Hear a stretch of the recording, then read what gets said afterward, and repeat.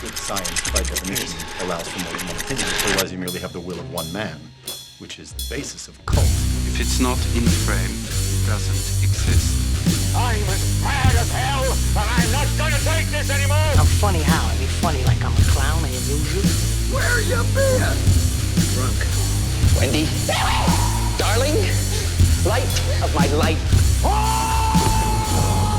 What is your one purpose in life? To explode, of course. I like death with sex. How about you, Casey? You like sex with death? Yeah, so fuck up and die. All right. We already Speaking of rules, This is the Cult of Cinema Knowledge. I'm Levi, that's Jordan. Speaking of rules, were you going to have a good segue into monkey talk? monkey business, dude. The business of rules. No, I don't know. I mean, I guess there are several rules on the Planet of the Apes. Hey, that's the movie we're covering today. Look at we that, are going to everyone. talk about Planet of the Apes. This month, the month of May has been animal. We've been doing animal movies, which I think has been a kind of a fun, interesting mix. Right? You're welcome. Yeah, it's a You're good welcome, mix. bud. It's a good, you know me.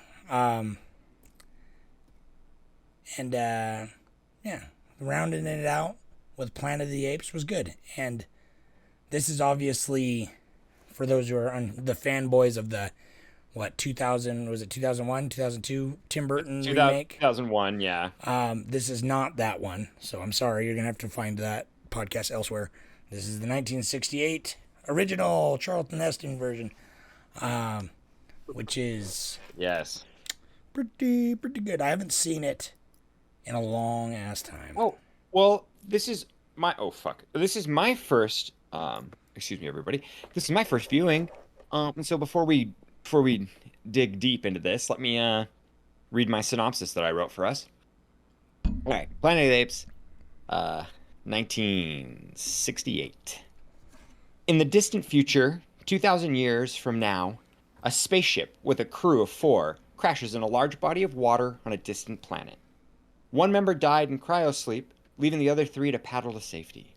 They soon learn that the planet is much like their own, but the primitive humans are mute, and the intelligent species is a group of bipedal apes that hunt the humans for sport. One of the men is shot and killed, and the other 2 are taken to the Ape City. One undergoes brain surgery and is put into a state of living death. Taylor, the sole survivor, must befriend his captors to gain his freedom, but his intelligence is feared by the higher-ups of the village. Zira, a chimpanzee of science, believes he's important and would like to work with this human to further the greater good of society. But Dr. Zaius wants to keep the equilibrium of faith and science by lobotomizing Taylor, and so after being put through an ape trial, he escapes with the female human native to the planet, and after discovering a cover-up, he's forced to face off against the oppressors with the help of Zura and her family, and then escapes to the coastline where he soon finds remnants of the past that stands as a monolith to humanity's hubris. A little chunky there. But yeah. No, it's solid. Specifically, the twist is that everyone knows is that oh my God, they're actually on Earth 2,000 years in the future, and somehow, or mankind was destroyed and apes rose up and are now the dominant species, which is the whole twist at the end, and the whole most famous scene of them. My God, they blew it up, that's been parodied a million times with the Statue of Liberty. It's pretty fun. It's yeah. Because watch the Simpsons episode, Troy McClure, the musical. I know. I literally was thinking of the Futurama bit where he's just like, they blew it up, and then the slug civilization blew it up too. And there's like 5 different ones of different species. Yeah. So this was your first viewing, then? I mean, obviously you knew the twist, right? I know, right? And that actually, which is a bummer. It's such a bummer because I totally get the impact of this movie. Like, I get why it's ingrained. Why dude. it's like the first. The picture is on fucking every poster. I mean, this movie's been out for over 50 years.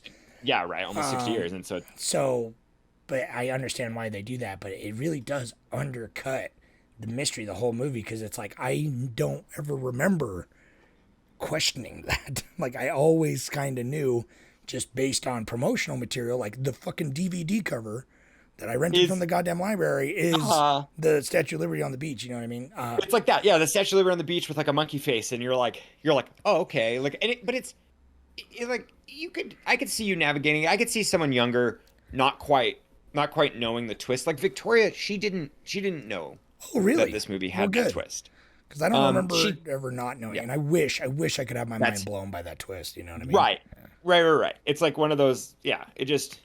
It lives as one of like the biggest twists ever. And this is like I would say this is probably one of the first quote unquote blockbusters. Even though we talked about Jaws, which is like it's like coined the first blockbuster. Yeah, I think this is definitely a precursor to that. This is it was a sensation. It was a sensation, and it definitely like I think it's just like, for lack of a better term, and just for they didn't call it a blockbuster then, but this was a movie that had a lot of repeat viewings.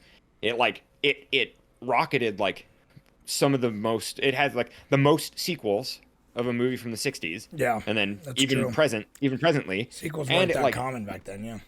No, and it totally it triggered a sequence of sequels and a freaking merchandise series and a freaking mini series animated version and a live comic and like you're right. Marvel comic. God, that really did fucking pop off on branching out. So I wouldn't. You know what? That's a good point. It's like this probably is just as much of Jaws was the summer blockbuster. I'm not sure when this was released and how it came out, but it's like this is definitely proto blockbuster at least. You know what I mean? It's definitely got all the checks all the boxes for that kind of shit. Definitely. It's got the hype behind the it's intelligent enough with enough action and enough romance that definitely it branches all demographics. Well, were you thinking of I know we were talking about Mad Men the other day. Were you thinking about the scene in the season 6 when they go see Planet of the Apes? Do you remember that? Where Don and Bobby go see it, and it's like the day Martin Luther King is assassinated or something, and Bobby they stay there and they watch it again because Bobby's he has that moment with Don.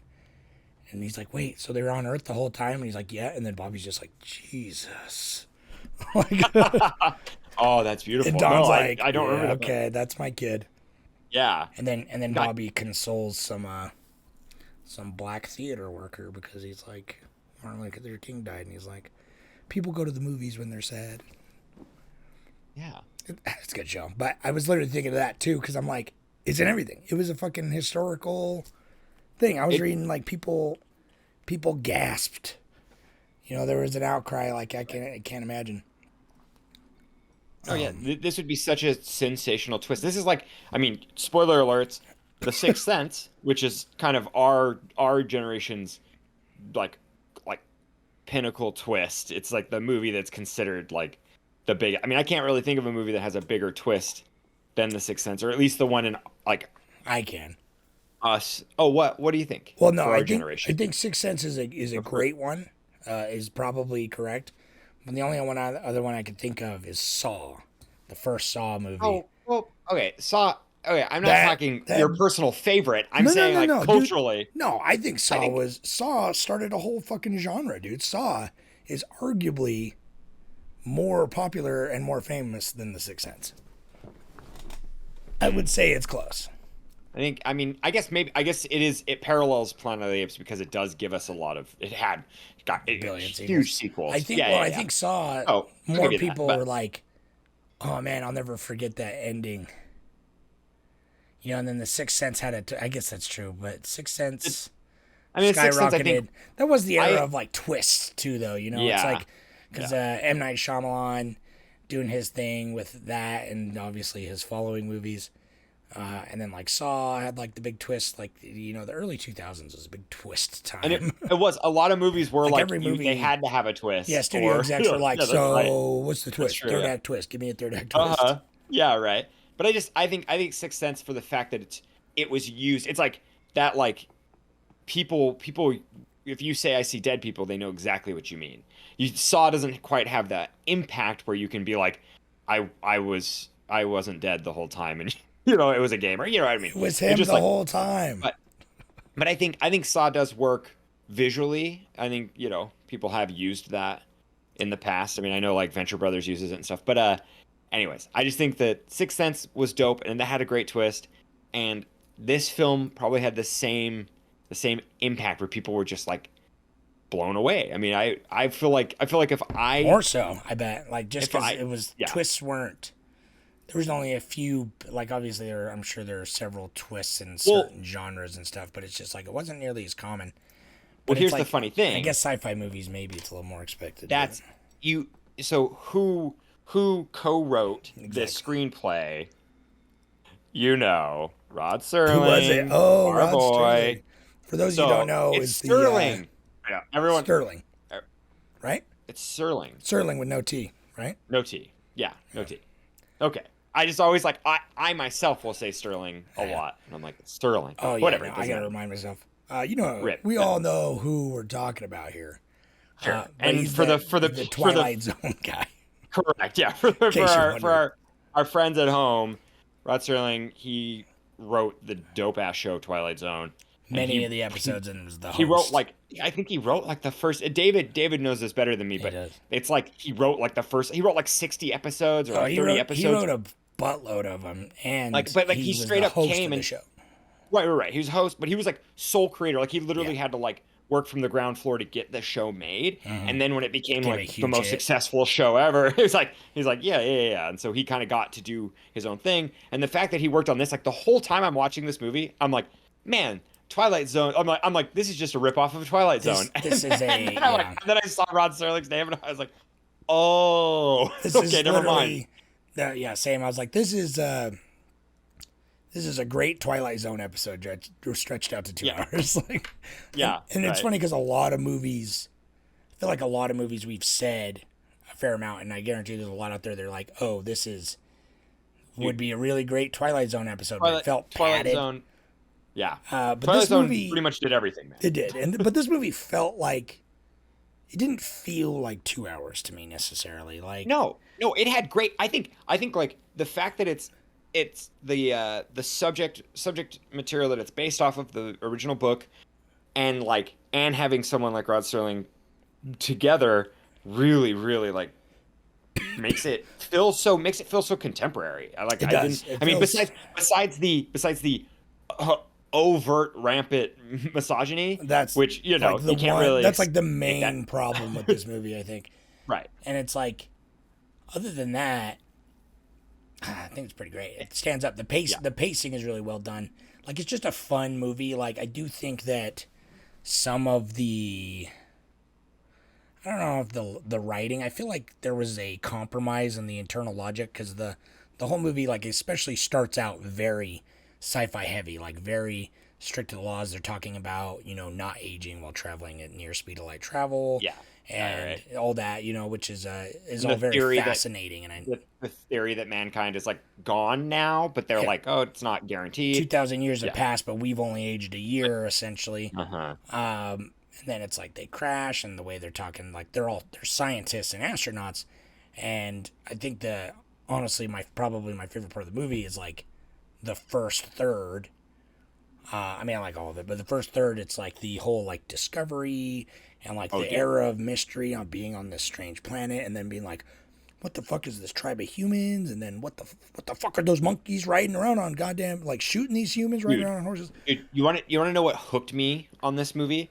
So the score is pretty really basic. Like it's cool. It's fun. It's got that like it feels. It's got like the percussion. It's like bombastic. The percussion and it's like orchestral and like cool and but the creepy when they're walking through the desert and they see those scarecrow. Oh, I love that.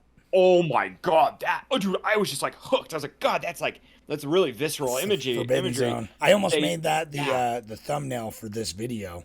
Dude, that's what I want to make. That's what I'm going to make my T-shirt when I print a T-shirt out. I want to find that. I want to find a sick photo of those scarecrow because they're like terrifying, and it's really sick. Like you can't tell what they are, and I'm like, that's where I was kind of like, oh, this is like this feels a little more contemporary. It's like kind of turning into horror, and the music got creepy. I could like tell, Yeah, like, oh, I'm there's feeling definitely like sometimes feeling where like this it's is like, brutal yeah, it as feels like, intense.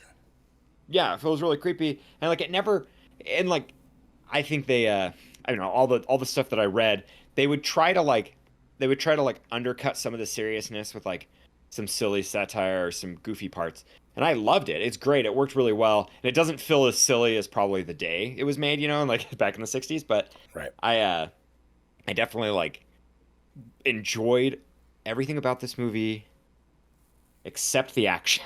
The action was very stilted 1960s action. Like it didn't like I don't know. It was just kind of goofy, but it's I fine. agree. It doesn't take me out of the movie at The all. shootouts worked for me. Like Like the hunt worked for me. the hunt and when they're like the standoff at the end. Yeah, that worked for Yeah, me. that's great. But him running through the city. That was exactly what I was gonna say. The escape through the city was just like, like he's just running around. The escape through the city is like it's like people are just going, oh, and it's like groups of people walking around him. Oh, even though minutes ago, like an hour ago in your movie, they were really like the same soldiers were really strong and were killing everybody and were going through, Everyone had a gun earlier. Like obviously guns are. I'm sure they explain it in the lore somewhere where it's like obviously rare for guns because they're mostly then they have whips. The thing that got me it was like a 15-minute long sequence and then it like you think he's gonna sneak and then he'd run into someone and then you think he's gonna sneak and then he'd run into someone and then he goes down and there's all the like the wax figure. They're not wax figurines, but they're because they're actually real people. It turns out, but they're like models in a museum, and you're like, oh, he's gonna Scooby Doo the fuck out of this. He's gonna go. I was waiting for it. And then he just like runs into. He like hides behind a pillar, and then he runs into some woman and her child. It's like, boo. Yeah.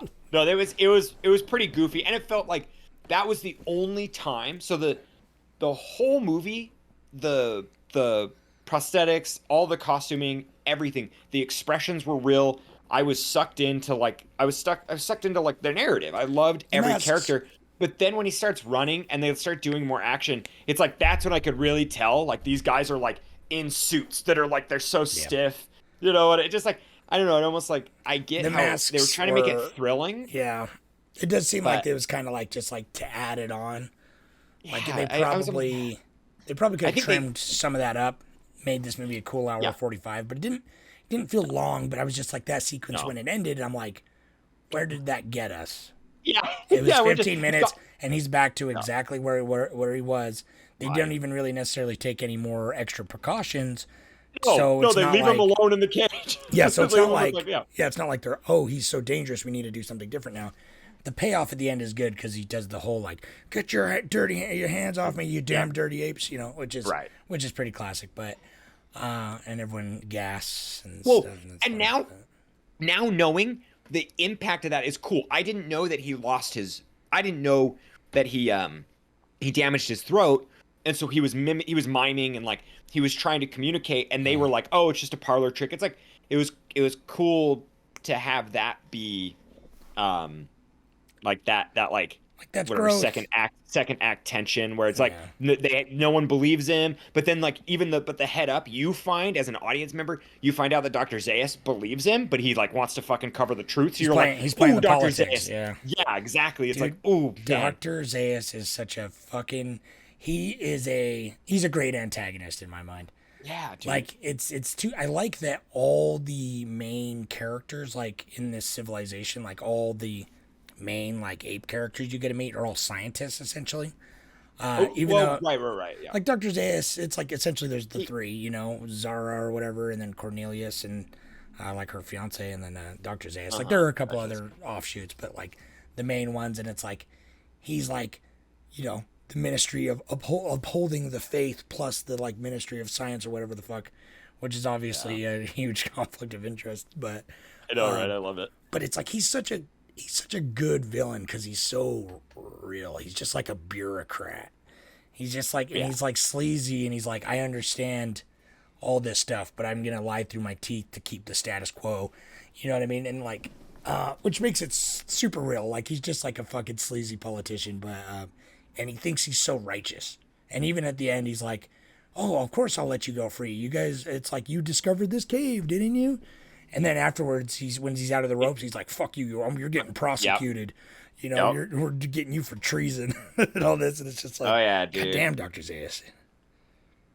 That's classic authority for you. Fuck Dr. Zaius. Yeah. I like him though. I like him as I love to hate him. Right. He's a good villain, like you said. He's a good villain, but antagonist. he's understandable. He's not like, I'm a diabolical monkey man. He's not pure evil. Well, like any good villain, he's got his own understandable motivations, but they just, they conflict with our, the protagonist that we're rooting for. So, yeah, which is not. I'm not Taylor. Rooting for Taylor at all. I'm rooting for. Was it Zira? I'm rooting for Zira. I believe Zira and Cornelius.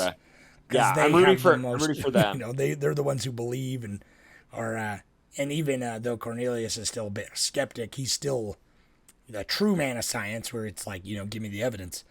But seeing their growth and seeing them get out is way more, which makes sense because from what I've read about the sequels, they're like the main characters of all the sequels. So, okay, that's dope. Because I was going to touch on that in a second, but I wanted to say I really loved that like Cornelius' character and Zira, they were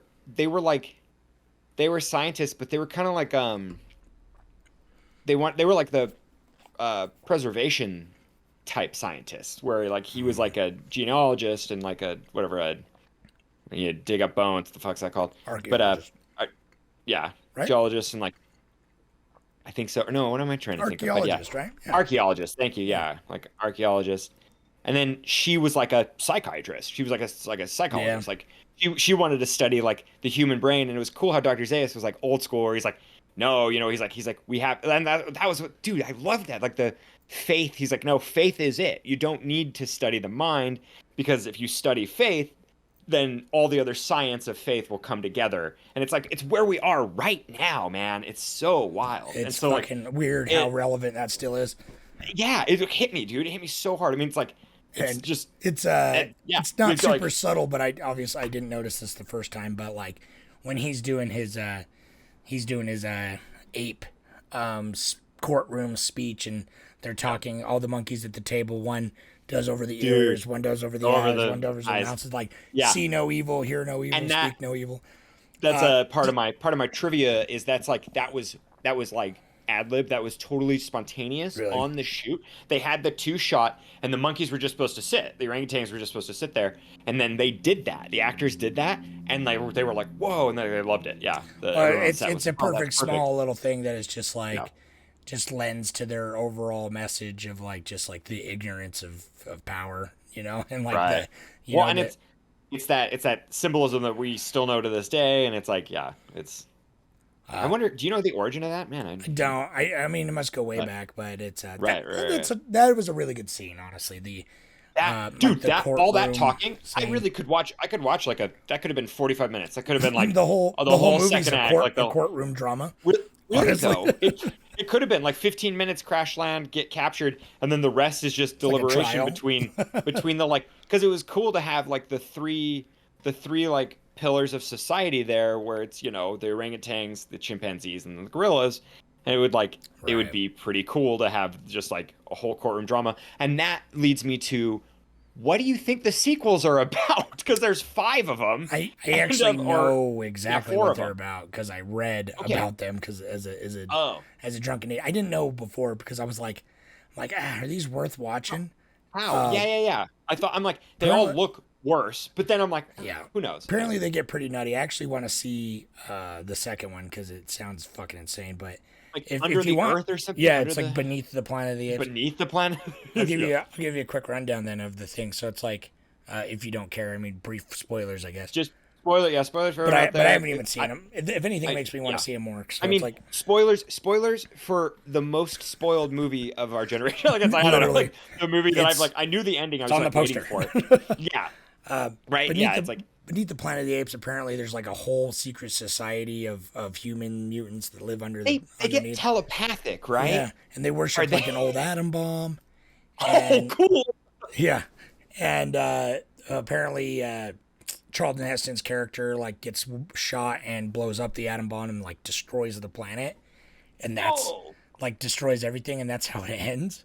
But then the third one, yeah, like how do you go forward from that, right? And then the third one is actually Cornelius and Zira go back to like the 70s present time, and they get captured by the humans in the 70s, and so that's like their whole bit. And then there's like they have a monkey child that like starts leading, like it's like all these different parallel lines of like different future outcomes and shit, and they have like a monkey child that's like supposed to bring about the ape apocalypse and all this shit. Sounds fun. I'll probably watch them. I'll probably at least watch the second one because it looks fucking nuts. Because now, having watched this, I have an itch now that I didn't know I had for like 60s and 70s era sci-fi. Like I want it now. Like, and like just those kinds of movies. You know what I mean? I want to go. I downloaded the Omega Man. I'm gonna go watch. It's just like I want to watch like Soylent Green, which God, I think those both have Charlton Heston. Really? Which is like I like, but also don't like. No, I mean that's what sucks. Is like he said he is a strong actor, but I like his screen presence. No, I mean he like a lot of even actors of the era. I like his screen presence. I don't know. Even then, his like he should have been in more westerns. He would have been a good like companion to like a Clint Eastwood or something, like, you know, a villain in a Clint Eastwood movie or something. He has the background for it. Yeah, right. Yeah, exactly. That's what I'm saying. He's one of those guys, man. His voice, dude. His voice is fucking iconic. I mean, that's clearly what he's known for, you know, or whatever. He's a huge actor, but it's like that's super iconic. And I can't like I only think of The Simpsons. Like immediately after I watched this movie, I went to YouTube and watched that scene. The scene where they sing Dr. Zaius. It's like hilarious. Yeah. That's right. And it's like, yeah, it's like it's wild. Like I guess the two big iconic things from this are the ending and then that "Get your hands off me, you damn dirty ape." But I now knowing how they come about, it's a lot more impactful. I really do like the ending. I think it's cool, and I do like that it's like so super cliffhanger. Like there is it's seriously just him pounding the ground, and then it just ends. Just out in the forbidden zone with his random nameless love interest. with his fucking he's like he named her dude. I kept calling her his sex puppet because it's like he literally was just like, your name's Nova. Smile for me, Nova. And he Nova like smiles, and you're like, she's hostage, dude. She has no idea. She's like fucking got the mental capacity of like an animal or something. Yeah. And it's like he may as well be like, I don't know, breeding with like a severely handicapped girl. It's not good. It's not a good look. It's really No, it's really like it's cringy because I could like watching it for the time. I'm like, God, Charlton Heston's got it all. He's got his gun and his woman. And I'm like this is like people think it's like super masculine, and I'm like, oh man, I don't know. Not in a good way. It's very like you know, Zira is a fairly strong female character, but she's not a human, first of all. But right. But it's like this Nova, right? I know. He's like, I taught her. Look at that. I taught her how to smile. I'm like, bitch, smiling is like a dog smile, motherfucker. Like, no, smiling. You didn't teach her how to smile, you pompous ass. No, right? And like, I don't know. I kept thinking, I kept being like, because of the implications. Like, I'm like, are you gonna hurt this woman? Like, I just the whole time. I know. Well, and even there's so many times like that. I'm just like, wow, this Taylor guy is kind of a douchebag. I wonder how he got on this there, because he's like, oh yeah, too bad that the one chick Starsky or whatever her name is starting as. Too bad she died because we were all gonna repopulate the planet with her. Kill. No, right. He like that whole relationship. He was like fatherly and predatorily to her. Weird. He mentioned like how he's like, I miss her her soft disposition, and I want her flesh near me. And he's like, but I've got you, Nova. Now I'll replace you with that other woman. I know, like, and then literally at the end, he's like, you know, good working with you, dog. Thanks for saving my life. I'd like to kiss you now. And she's like, okay then. It's like, what? I forgot about that. That was, I'm like, I know for a fact that in theaters, people went, like people were like, oh man, how perfect. What a perfect ending. But that was awkward as flip because like kissing whenever even when the chimpanzees kissed, it creeped me out. Yeah. And then B, when he kissed that, I'm just like that. I need a T-shirt of that, dude. That is Well, awkward. It's just so wildly inappropriate for the situation too. It's like he is thanking her for saving his life, and it's like, so I want to kiss you as a gesture, and literally her fiance standing there, and he's like, what the fuck? Yeah. Like, you're just gonna, and she's like, sure, I guess, let's kiss, and he slips her the tongue and everything. It's like, It's not like it wasn't like a tender like if you kissed her on the cheek and you held and you embraced. if I they get it. I don't like it, but I get there it. was no sexual tension. If there was like sexual tension sprinkled throughout, sure, I get it. But it was just like, what? It was basically like, yeah, like I'm gonna. It was, yeah. It just like I don't know. It like there was some great, there was some great parallels between like their civilization and how we are now, and like, what we've become now, and like that's where yeah, Dr. Zaius was so cool. He definitely like when he was tied up in that vulnerability, he like his monologue was really dope. But the monologue that I really liked the beginning when he's sitting there and he's talking about how he's like, we're traveling through, we're going to be alone. He's given the big, that's so Twilight Zone. Oh, where yeah, you basically, hard. all like the Hard. exposition's just a monologue, but it's so like well written that you kind of like forgive it. You're just like, okay, this is fun to hear him talk about it. And then he like, and right when it comes on, he's smoking a cigar. And I'm like, can you smoke on a spaceship? It's like, are you allowed to smoke on a spaceship? When they leave, I noticed he's smoking a cigar right when they get out of the abandoned ship too. It's like, out of all your precious supplies and cargo, you're like, and then I got, 15 hand-rolled cigars. You're right. Yeah, he's got like a cigar. It's like what I the loved it. It's just like, I'm like, that's appropriate for the time. But and then like when that monologue was cool though. I was hooked where he's like talking about he's like the galaxies have blurred. I'm truly alone. I don't know who I am. And he's like, I'm truly lonely. And then he does his heroin and gets inside of his chamber. Yeah, that is fun. Now, see, I really liked all the sci-fi elements, and I thought the crash landing was like one of the actiony parts that was the most. That was like, oh, fuck Dude. yeah, like you're in. And it's super experimental too. Like that, how they just like literally like tossed a fucking camera out the window and it just was like tumbling. I loved how it was tumbling, but then it was like it would tumble and be like it really would go like out of control and then catch back and look like it was like shot on a helicopter, coming through. It was cool. Like, and then tumble and They had a couple pretty interesting shots that I thought were like pretty risky. You know what I mean? Like there's a couple shots that are just like, let's just have fun with it.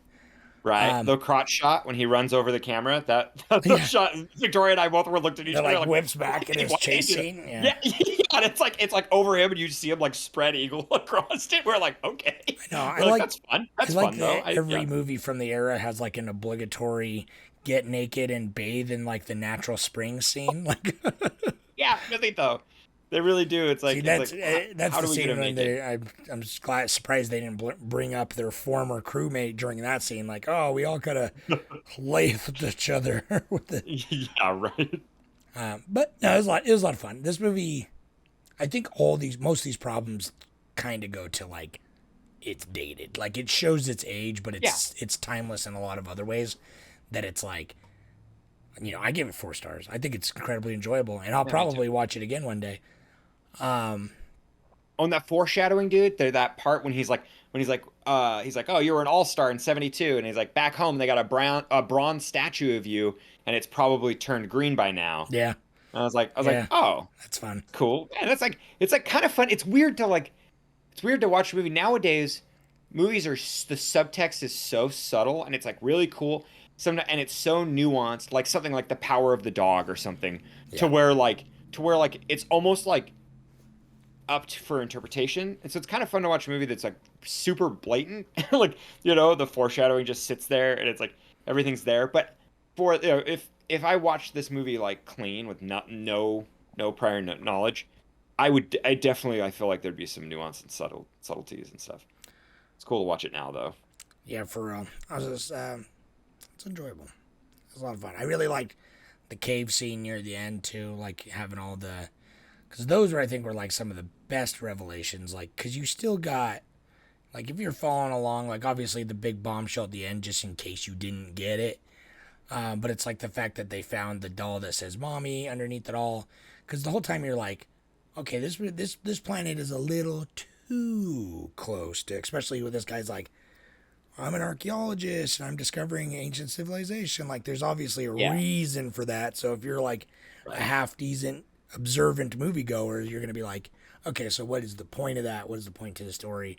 What's the connection here? You know what I mean? So it's like, I do feel like there's a lot of like hints along the way that like, and it slowly builds, you know, in intensity of like laying out the quote unquote breadcrumbs to like the twist of like, you know, they're actually on Earth. But I wonder how they got back on Earth. Makes me wonder if they're flying all the way, if they've been flying for years in their time across space to the point where galaxies are blurring. It's like they just got stuck. Or our universe just ends at the solar system and they just keep going back. Like, well, that is the whole thing. If you go long enough, you'll just end up where you were. So it's like, dude, that's like a Modest Mouse lyric right there. That is a Modest Mouse lyric. Yeah, it is. But what my assumption was, the universe just for is shaped exactly like the Earth. Yeah, it's such a good song. But long enough, you end up where you were. Sorry, now it's stuck in my head. But you're welcome. But my headcanon goes, they went to sleep in cryo sleep, and then the ship took them back home. Because you know how they're like, oh, the ship's like, he was drunk and like accidentally flipped the switch, like return to Earth. Right. One of those type of things where it's like, because I don't quite remember, and correct me out there in the world if I'm wrong, they don't necessarily explain the mission like definitively. It's not like they're not on. What? Yeah, they're explorers for like finding planets, I guess. And so I'm just assuming that like the ship either redirected them back home because that was the closest like life form planet or something. But I don't know. It was really fun. I loved the ship itself. Like all the details in this were like really strong. Like when the ship crashed and they're like, see if it's like safe. I do love how it's like the ship crash lands and then like the doors flooding, like not the glass or nothing like more vulnerable, but it's like the door starts flooding in. I'm like, oh, okay. But then when they're like check the sensor and that like, you know, the little like stem comes out and they're like trying to do that and they're like blast out the window and like it looked really cool. Like that set was dope. It was fun. Yeah, it was a lot of fun. Speaking of these sets, I was the Flintstones movie. I was conflicted on them because sometimes I'm like, those are cool, and then I was just like, so this civilization just carved everything out of just hunks of stone, like their tables are made out of stone. And the doors, good lord, the doors. You could tell, so they were carved. It looks like anyway, like out of one big piece of wood, and then, or probably not even wood. It's probably like fiberglass or something. And then it was like painted and carved to look like multiple pieces of wood that were like cut and put together, but it's so obvious that it's one piece of one thing. That I'm just like, is this a fucking amusement park ride? Like it looks like it did, yeah. I don't know. Well, some of the edges were a little rough there, but yeah, I'm sure on the day though it was sick. Like getting there, actually shooting in like a town, like a built town. Well, it looks really cool. The exteriors were pretty cool, and but dude, getting like in that museum, it felt like I was watching the Flintstones movie. Like I was kind of like 100%. You know, for all the set. steps like, were like I don't know, because I would be interested, because I don't think the sequels really get into it that much, but it's like the culture more of like the other areas surrounding. Like, I guess maybe the TV show may, you know what I mean? Because I do feel like there's a lot that can be told in the world. Yeah, it would be. Have you seen the remakes and the prequels and all that? No, I mean I did. I saw the Tim Burton one, and that was in 2001, and so I don't remember anything about 20 years ago. Yeah. Yeah, I don't remember anything, but it was directed by Tim Burton, and it has the Green Mile guy in it who was in every single movie from like 98 to 2006 before he died. And so does it Michael Clark Duncan, I think? Duncan, thank you. Yeah, Michael Clark Duncan. He was in like 60 movies. He was in everything. if not more. It's like, dude, he was in everything. I remember that movie quite a bit, and I haven't seen it since then probably either, but I remember, you know, obviously Marky Mark. I remember the spaceship in this one because they go to an ancient spaceship that's been crashed there for a really long time. But the best part I remember about it is Paul Giamatti is one of the orangutans, and he's insane. Oh, hell yeah, dude. Paul Giamatti's dope. I could see that. It's Okay. It's a fairly entertaining movie, but it mostly gets dunked on for mostly the ending. Like the rest of it is watchable, I guess. Honestly, it's better than some of Burton's other stuff, in my opinion. But I'm not a big Burton fan, if you've realized here. But the ending is like it fucking botched the ending, and so that's what everyone remembers of how shit the ending was. But What do they do at the ending? I don't remember. well, he like gets the other ship that's like, oh, because there's like another, it's in the Forbidden Zone, but there's like another crash landed ancient ship of technology, and he uses that to go back to his own time. And then he gets back and he thinks it's his own time, but it's actually just like looks like its own time, but it's all apes. But it's like but it's like late '90s, DC apes. Like everything is exactly the same, but everything's apes, which is dumb. I think that's like It's pretty stupid. 'cause- yeah.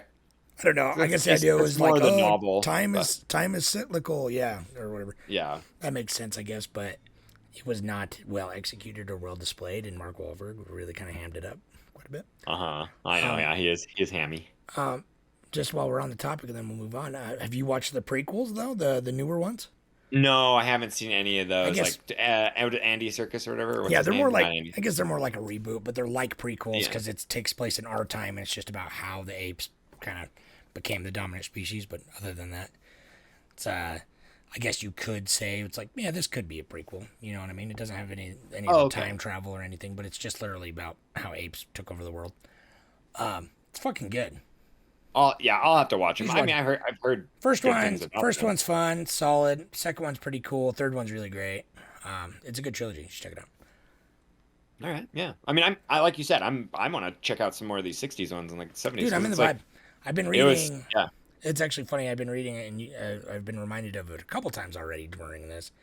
Is I've been reading the book, the '50s book of I Am Legend, which is really well written. Aside from a couple weird dated things, which reminds me of this, where it's like he keeps talking about how he wants to fuck the vampires. Sure. But it's because it's Like like you do. the thought of just jerking off or something doesn't even cross his mind because it's the '50s. And so he's just like, my loins aches for the touch of a woman and all this. And he's like, it's all turned. The vampires like show their crotches to him to like get him all flustered. But I want to watch Omega Hell Man yeah. because Omega Man is an adaptation of the book. Yeah. Apparently it's fairly loose adaptation, but again, it's early '70s and it's Charlton Heston as the main character. So I do want to watch it. I think we should watch that. And then I have seen the Last Man on Earth, the Vincent Price one, where we should watch that for Horrortober. This is one of our older ones, Sick. Okay. the Vincent Price one. But it's so much reminded, especially because Charlton Heston, he's a little bit older, and he definitely looks like he's like started getting into cocaine early, like in the 70s. Yeah. He's like, Charlton Heston is one of the first guys I feel like he really wishes he was Clint Eastwood. And then he just really got cocaine early, like in the '70s, before everyone got onto it. And, and then Omega Man happened. He used all of his Planet of the Apes money. Oh shit, he's in the Mouth of Madness? Oh, dope. Yeah, he's I didn't know that. super fucking old. And because I literally was looking up his filmography, and I was like, he's in the Mouth of Madness? And I had to like look, and I was like, oh yeah. He's like one of the weird priest guys.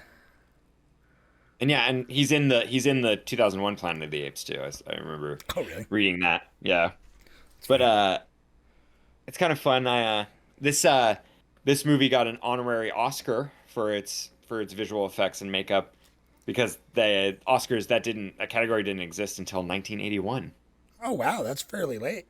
Yeah, right? So there were a lot of Cool. other movies that got Yeah, because I mean, honorary.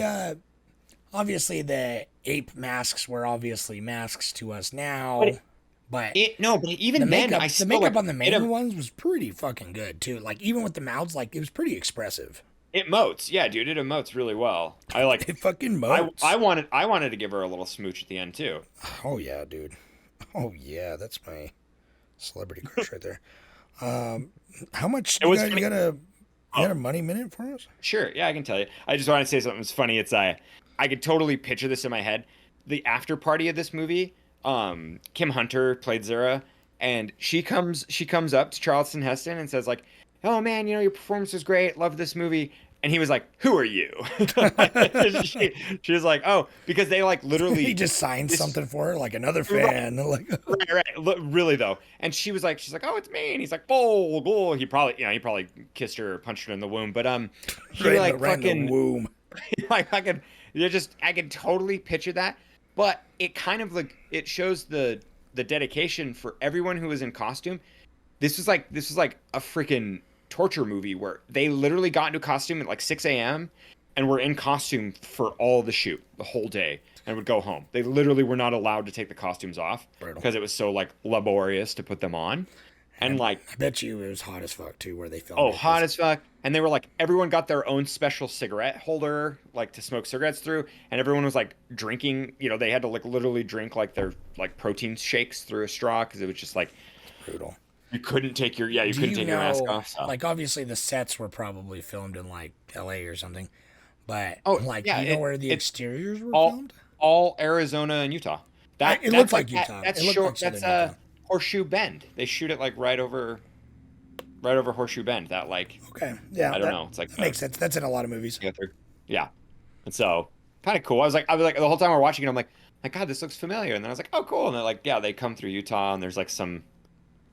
Do they do like the Devil's Tower? No, it's not Devil's Tower. They do some other like famous, mountain ranges. But anyhow, let's give you a little money minute, everybody out there. Give it to me. This is a like very high grossing movie, thus all of the sequels and merchandising and everything. But it was budgeted at 5.8 mil, and it grossed 32.6 million. It's pretty beefy, man, for the 60s.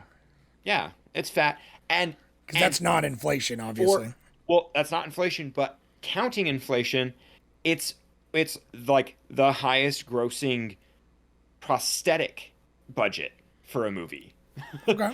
Which, just kind of like it shows that because those prosthetics hold up. Like they don't look molded or creased, or they don't look janky. They're rigid, but like they don't look. The only time it's like on some of the side or, characters, it's like the snout or whatever you'd call it. The like, you know what I mean? The lips. Obviously, like you said, when they kiss, it seems a little. They're like. It's a little kind of mashing a mask together, but but beyond that, it's like it looks that's pretty fun. Cool. This is just for you and any other viewers. So I pulled up the Cult of Cinema Knowledge subreddit to try and get a Reddit here, but so every time you link something, and it's like it shows a picture of the link at the top, and this is the picture of the letterbox essentially. And it's like, if this doesn't prove what we're saying, like that's the main thing. It's just the main picture is like it's supposed to be like endearing. Like she's like, no, don't take them. But really, it's just like Nova reaching out. She's behind bars, like and like her just it's like it's scared because it's like an authority figure is finally putting her in her place. I don't know. It's just like it's so uncomfortable relationship. It's weird. It's a bit weird. But then that also. Well, now, I'm curious. The sequel, I don't know, because they're both in it. Yeah, that's true. Yeah, it's a direct continuation. Yeah. Does he teach her how to read? Oh my God! I know, right? Yeah. God, they're gonna do some inappropriate stuff for sure. Yeah, let's just remake Planet of the Apes. Every episode would talk about how we would remake the movie. A as a stop motion. Well, A is a stop motion, and then B. Yeah, it's a courtroom drama. Did you say stop motion softcore porn? Yeah, obviously mixed with courtroom drama. I'm down for that. Whoa, dude, has that ever been done before? It needs to be our Planet of the Apes softcore porn courtroom drama stop motion. Dude, if it had the if anyone wants to invest in that project, we're looking for backers. Give us a call at our number. Send us an email. Email us. Email us. gmail.com. coldcinemaknowledge@gmail.com, or give us a phone call at 801-613-1501. Please call us, leave us a message. You don't have thousands of dollars for us. You don't have to call and leave us money, though that would be really nice of you. You can just call and tell us your thoughts on movies. On this movie, on the next movie we're watching, which we'll discuss shortly. But I got one Reddit right here. Oh, you got one Reddit, and then we'll do Travis. Yeah. Yeah, I got one Reddit. So, Nonsensical Trash Can says, I'm a huge Planet of the Apes fan. To keep it short and simple, the original definitely holds up and should be a must-watch. Even a couple of the sequels are good.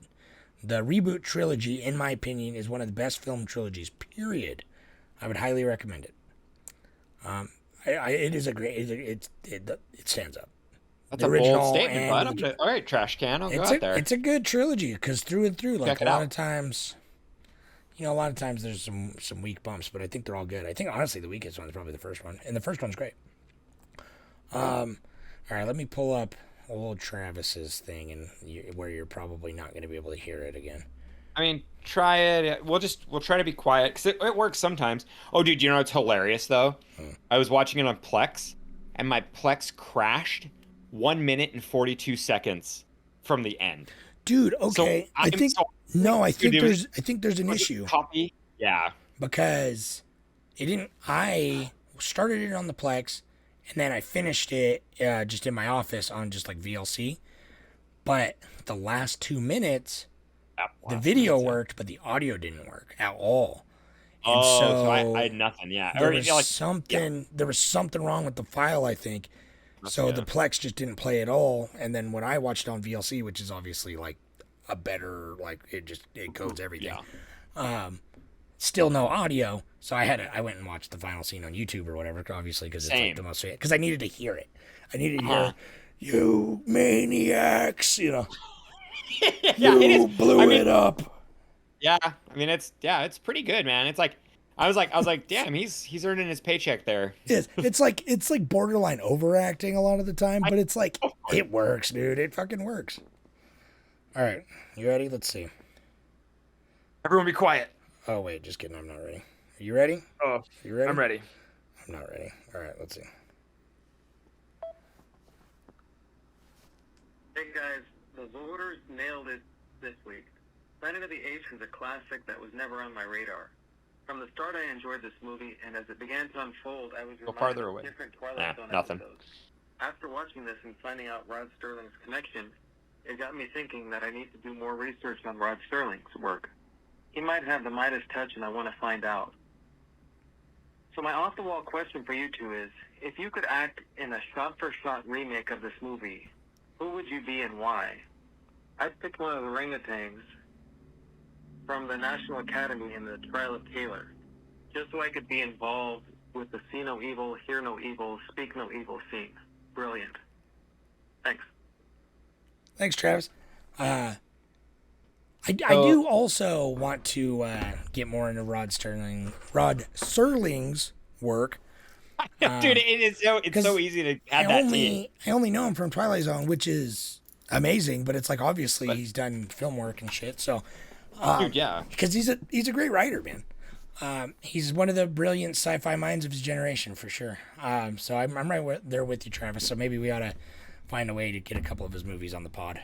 If not, I'll throw them up on the Plex or something. Yeah, pretty cool. His other question, did you read it, Jordan? I know we're part of it, but so he's like, he called out. He said, if you could act in a shot-for-shot remake in this movie, who would you want to be and why? Probably Nova.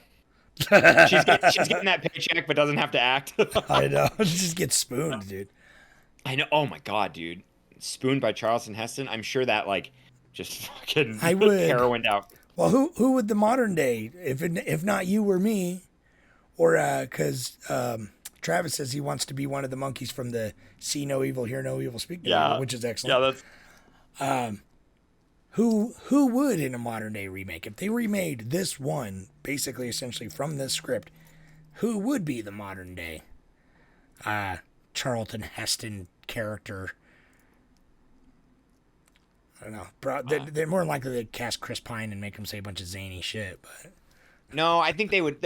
I think honestly, like Bradley Cooper. I don't know. Maybe he's too old now. He could have the look and the disposition, but I don't know, man. He'd be kind of grizzled enough. Yeah, it's like who I'd want to see. It'd be cool to have like Sam Rockwell play him. Can you imagine? That would be cool. It's like it'd be cool amazing. to have him try to play like a swarmy, like you know, I don't know, because you'd have to change it. You can't have like No, you don't. it would feel weird to have like such a modern movie that's outright like staunch misogynist. This was just like straight up just like, I own women. You dumb monkey, I own you. Like, you know, I mean, it's too weird. If I was gonna act in one, I would 100% want to be the other crewmate Landon, to be the guy, yeah. just because it's Sick. like to be the guy. He's just like the curmudgeon earlier on, but then to come back later with like the huge lobotomy scar, like. Well, and it would fun. be cool to flush that character out a little bit more. Yeah. They have great dialogue, and I like I like who he is, but it would be cool to have him have a little bit more of a backbone. And then later, like, a lobotomy doesn't, like, I mean, that wasn't a lobotomy. That's some other fucking brain. They just like, they're touching brain. they're touching. I don't guarantee, do they hate those delicious brains? But they like they like Just cut him open. That But if a scene's in the lobotomy remake happened- of her just eating his brains, like, Oh yeah, it's a dude. delicacy. Well, that would be like Soylent Green or something. Like, what did the monkeys eat? And it's like people, because it's like, I mean, that's what that makes sense. probably what they ate. It's like I don't know. obviously like how in Temple of Doom, like they crack open monkey and eat monkey brains and all that, like they do that. Right. And Oh, this- dude, do you know who would direct the remake? Is fucking Alex Garland would be a cool. Can you imagine? He would make a sick remake. I feel like. It's funny. But God, yeah, I want like Even though who I want like a directed- Cronenberg remake or something. yeah. Who directed the like the reboot? I don't know. I don't know if he directed all three, but I know I'm pretty sure he directed at least the last two. Was Matt Reeves. He's most known recently for directing the new Batman movie. Oh, cool. So it got kind of a resurgence, and then he also directed some other movie right before that, which I don't remember, but I remember liking. Let me see. Oh yeah, he didn't let me in. Ugh. But a lot of people like Let Me In, man. We're in the minority, but it makes me want to feel like I should watch it and give it another chance because I just hated it so much the first time.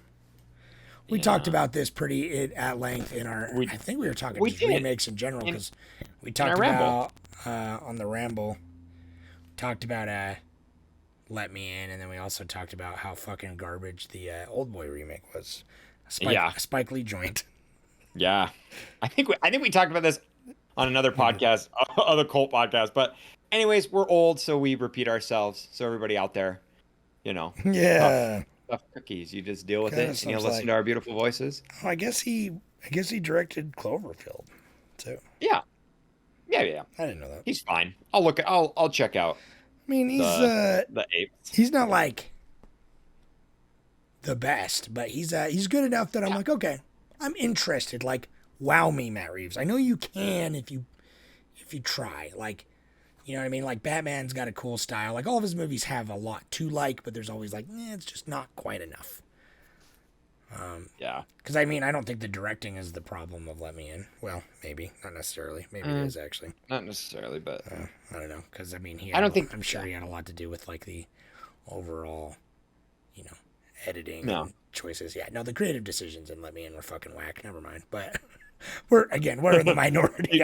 Right. Do you want me to read you the freaking?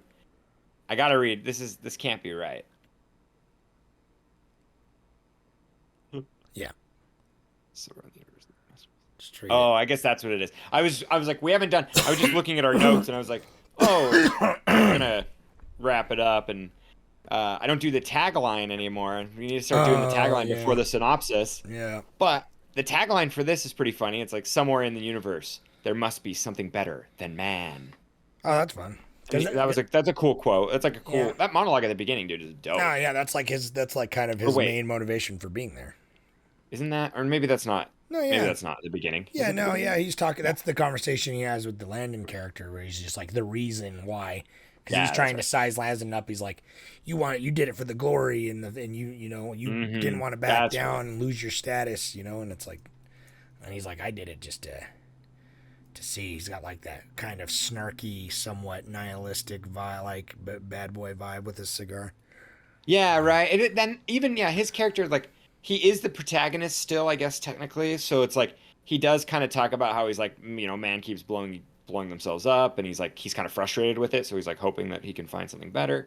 And then There's he the and then themes he of this. It's like the cycle, though. technically you know? It's like, he technically does though. Yeah, it's like the apes have a decent society, even though it reflects our society, but the oppression isn't quite as apparent in the movie. So that's why it'd be nice to see. they're gonna build bombs and blow themselves up too, man. It's just fucking inevitable. Yeah, that's true. But Yeah, at least this is like, is it human nature or is it just animal nature? Are we just all animals? Are we apes, dude? Oh, Pretty much. Yeah. Anyway, we're over an hour mark now, so let's wrap. yeah, it up. we're getting there, bud. What what was your favorite scene? I mean, I guess we've kind of gone over the cool scenes we liked about this. The intro walking through the desert probably I think hooks me out. The crash scene, and then them discovering the scarecrows is pretty great. Yeah, it's probably my favorite. Courtroom, close second maybe. Yeah, just all that deliberation was great. There's a lot of good scenes. You know what I mean? Really cool. Courtroom. There's like, you know, the epic chase scene through the city. I'm just kidding. This is the worst scene. Yeah. But you know, the cave, the ending, the climax, the standoff. What's our next movie? So we are moving on from animal movies, and we're moving on to summer movies, which I think can have a good variance too. You know, all these movies getting hot and sweaty. I'm feeling it. So the first movie we were watching for this month is Stand By Me. Oh, Stand By Me one. Yeah. Which of course it did. I figured, I kind of, when I saw it on there, I was like, oh. It was same. It's great. Same, but it was pretty close because it's like for a while there, it was pretty close. Like 4 of them were all pretty neck and neck for a while. And if you look at the grand scheme, like it didn't win by that much. There's 341 votes, which is pretty good. Nice. But Midsummer, I'd love to see it. Yeah, Midsummer and Independence Day came pretty close. Sadly, I voted for Do the Right Thing. Me too. Because I've never seen it and I want to. Yeah, me either. Yeah. Well, maybe if we get back to doing bonuses movies sometime, maybe we'll watch it.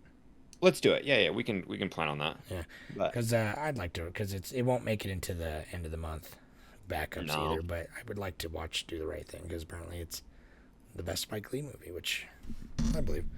So anyway, we're watching Stand By Me. So check that out. Check the Reddit out where we're gonna talk about it. Give us your thoughts and opinions there. Jordan rambled off the phone number earlier, so give us a call as well if you like. If you want to be a dope supporter, head over to Patreon. You can find us just Patreon, Coldest Sim to Knowledge. And you can donate $1 a month, and that's fucking fantastic. Helps us do this. You can do more for goodies and bonuses. Kylie and Landon, you are some dope supporters. Thomas, we thank you. And our lovely parent, the dope Mother Variety. Thank you. We appreciate you. Thank you, Mother Varieties, and the rest of you. Yeah, check it out, and we'll get into more sweet summer movies. So keep an eye out for those. I'm gonna start campaigning for them, though. I'm gonna start putting propaganda posters, man. I'm gonna to push the ones, because I do try to now like get all the popular ones around each other so that they all have a fighting chance. That works. I saw Stand By Me. And I was like, no, that's a dead ringer. But honestly, if we're watching summer movies, it's like, because it's like, it's it's been 10 years since I'm not mad. I'm just kind of like, it's fine. It'll be great. It's a fantastic movie, so we're gonna watch it. Everyone, shut up. Yeah, shut up. All right, anyway. Oh wait, no. Thanks. Check out all the stuff that I just said. I think. Bye. Thanks for listening. Good. Check out the next one. Bye-bye. Bye. To get ourselves a treat. Oh.